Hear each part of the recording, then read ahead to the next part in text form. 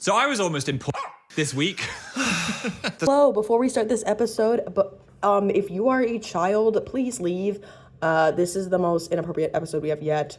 Also, in some of the episodes, I like to do a little improv. You'll see what I mean. And if you come to me and you're like, Eco, why aren't you doing British accents? I think that Dan and Phil would be really offended if I tried to do a British accent. At this point, it is just nice to play it safe. And if you guys, if Dan and Phil themselves comment and want me to try to do a British accent, I will. Otherwise, we're not doing that. Okay, bye. So I was almost in this week. The scrapes that I have to drag this guy out of. Go on, Phil. How did this occur? You don't mean scrapes, you mean oily rubs. Well, I got a message on Instagram, and it was from a very sexy-looking man who was offering me a massage. It's like, Legit hello, service. hello, what's going on here? I go to the profile, and it's full of hunky guys getting massaged, some with their butts out, or mostly I mean, out. Phil, that's just a regular massage thing. You're supposed to show a little bit of upper butt cheek This so they was can like get a rub. That's normal. Most butt cheek. Okay. The guy was in a wrestling singlet, stood over them and putting his hands right onto the ass cheeks. He's just got a flexible outfit in order to Okay. give people maximum reach. Anyway, I read the DM and it said, do you want a massage? Little side eyes emoji. That was one thing. I was like, ooh. Then, if you'd like one, I'll record it and then I'll put it on my Instagram. You can have it for free. I immediately got a bit of a yellow to red flag from this one. All right. Solid orange alert, I'd say. Was that a jealousy alert or were you just worried about me? No, I'm just worried that you're going to get murdered, which is something that you should always think about on the internet. Sure. Well, I was thinking, hey, this guy thinks I'm as hunky as the rest of the guys. Could be a little bit of my thirst trap era starting Phil's off. like, oh, getting a free massage. I guess I'm hot enough to be on his grid. Maybe I'll do that for me. Now, Phil. What? I love that for you, okay? Feel Thanks. good about yourself. Get those back knots worked out. Win-win. Ass knots. Problem is, I Googled this guy, and the reviews said some words, such as happy and ending. Lots of winky faces. My favorite review said that the hottest part was when he whispered in my ear, may I enter? Phil, this was a sexy massage operation. Okay. The Instagram was the teaser for the longer video that I think gets uploaded to another website and you're about to turn up and then you were going to be viral for all the wrong reasons. Maybe it was time to release the cheeks. So I replied and said yes. So I took the phone out of Phil's hand as Phil was literally about to say, yeah, let's do this, and was like, sorry, we're busy at that point. So well done, Phil. I saved you from having your full crack exposed. Hey guys, it's Young John Howell here, and I purposely put a bead in my nose because my mom's Frank Fricket, I tried putting it in their nose, and I was like, oh, what if happens if there's a bead in your nose? Well, now there's a bead in my nose, and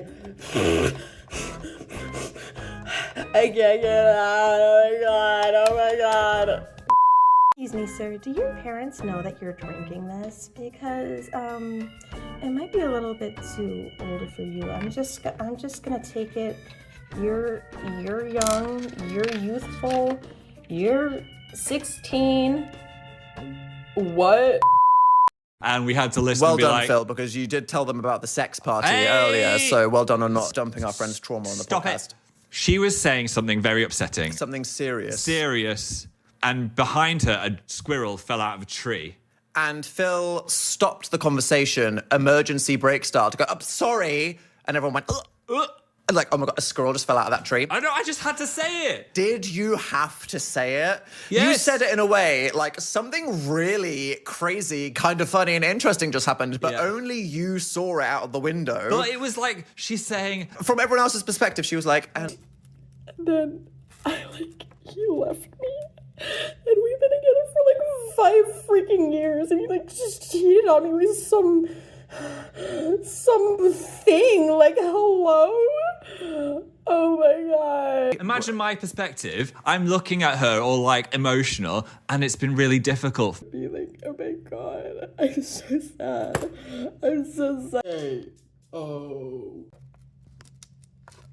A squirrel just fell out of a tree. Me, well, splat in the background. I wanted to laugh because I saw a Yeah. squirrel just plonk, and I didn't want to seem insensitive. So I just Phil, said, this is what they call a lock-in moment. Lock-in. You as a good friend and a member of society needed to read the room and just go, okay, that happened, but it's just for me, and now is not the time. But it bounced. Maybe 10 minutes bounced. later you go, scroll just fell out of the tree. It bounced. It could have happened at any time, Phil. You know what bounced? What? Her respect. Literally mourning my freaking breakup. Are you kidding me? I'm not done talking about Benvolio. Look, here's the thing. I just think that he's a terribly written character. Okay. Not terribly written. I'm not coming for Shakespeare. I'm just saying that it's just not interesting. Everyone in Romeo and Juliet has something banging and interesting. Romeo is super sappy. He's just obsessed with Juliet as a total wet blanket. Mercutio, he's got insane banter. Love Mercutio. Bit crazy. Tybalt, unhinged, creates the whole drama. Juliet, all of these people have massive riz. Benvolio, there is nothing. I am yet to see a single performance where I'm like, oh yeah, cousin Benvolio. That's an interesting character. Where's the comedy? Do you know something? How are you supposed to make it interesting? We've got in common. What? I was also Benvolio in year 9. I got a D. Oh dear. Yeah. I don't think you can't not get a D. How are you supposed to impress anyone with that? I don't know. What's up, cousin? There's a big monologue. F that up. Tybalt here slain, whom Romeo's hand did slay. Sorry. Romeo and Juliet is full of absolute fucking bangers. Like, Romeo's dialogue and Juliet, they just go off. Like, especially at the very end of the play, they're both yapping. Let it go. And also, this is like, you see the fight happen, right? The Breast. fight happens. It's a good moment. They got their knives out. Yeah. Mercutio Tybalt, very sad.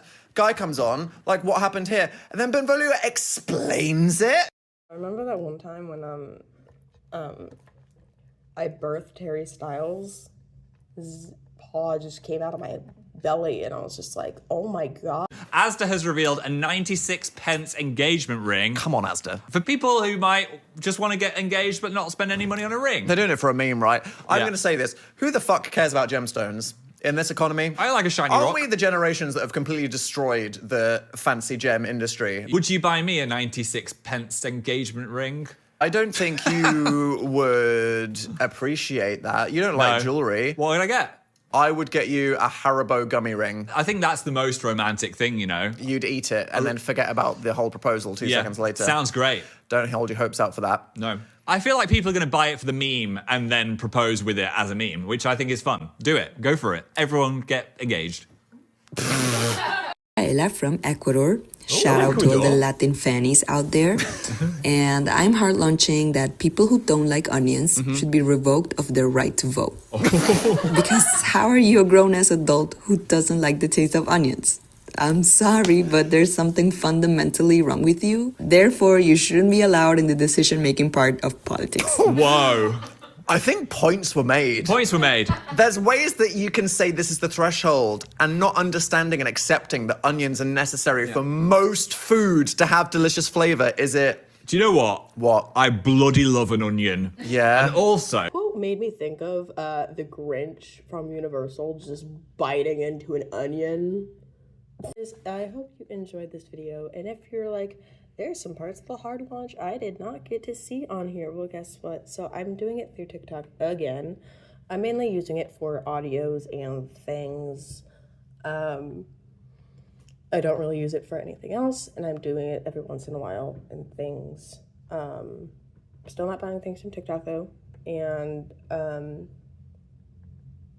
anything gets really bad again, like I'll delete it again, but this is just how I'm doing things right now until I find a better method.